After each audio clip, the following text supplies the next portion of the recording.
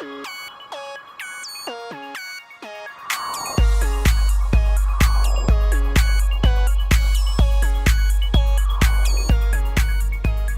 my name's Greg. For years, I thought vision casting and strategic planning were for the professionals, either elite ministry leaders who heard directly from God or gifted business leaders of Fortune 500 companies.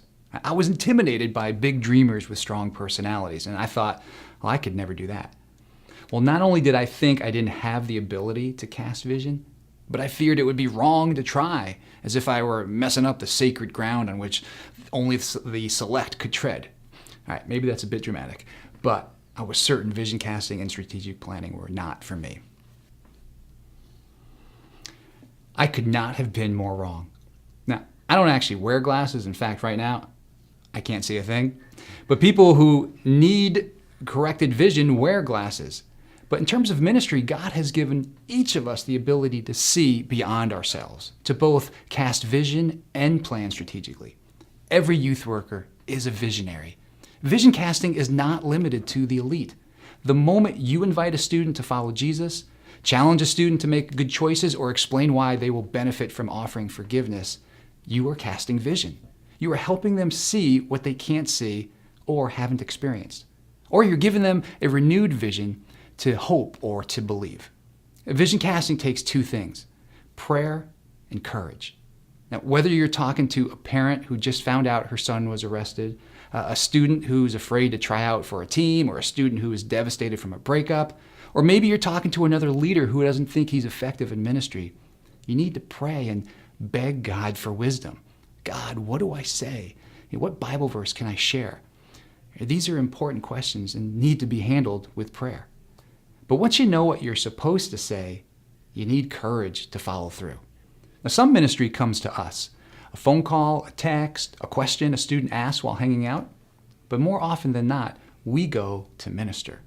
We sense a student needs encouragement, or we know a student has been making some bad choices, and we go to confront. Now, most of us don't like confrontation. In fact, I think our homes and churches are filled with bumpy carpets because we sweep things under the rug. But youth workers are vision casters. God has called us to work in the lives of students and families, and so we boldly, yet humbly, take courageous steps to care. Now, strategic planning is linked to vision in this way. Whether you're casting vision for an event or a next step of faith, you're more likely to have success if you formulate a plan. Well, guess what? Strategic planning takes prayer and courage too, plus a lot of time. In fact, the words strategic planning are Greek for I need coffee. Now, some points about planning. Start with the end in mind. Paint a picture for what it's going to look like, and then work backwards. Identify goals or benchmarks along the way so that you know you're making progress. Work as a team. Don't do ministry alone, and don't give up. Warning, ministry is hard. That's one reason it's good to have a team. Lastly, celebrate. Celebrate the process and the results, even if they don't match your expectations. Leadership is not for the faint-hearted, but all leaders have the ability and responsibility to both cast vision and plan strategically.